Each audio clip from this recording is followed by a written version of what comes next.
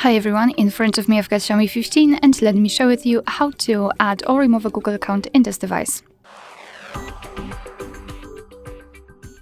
So let's start with opening the settings, and here we have to scroll down to the very bottom to find additional settings. Then let's scroll down and find accounts and sync and tap on add account. Choose Google and make sure that you've got the internet connection because it is required. Here in this step we can either create a new account if you do not have your own yet, or simply type your email or phone, so let me quickly do it and tap on next. Right here we have to enter the password, so let me do this out of the screen.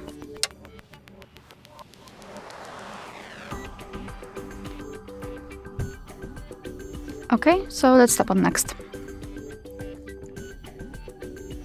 Here we have to decide who will be using this device, so just mark the option and tap on next. Google Terms of Service and Privacy Policy, of course you can tap on them to learn more and then tap on I agree after reading. So here we've got the shortcut of backup and storage data, so just tap on accept, and as you can see we just successfully added our Google account to this device. Of course you can also remove it whenever you want to, just tap on it and tap on more, tap on remove account and tap on remove account again, and it will disappear.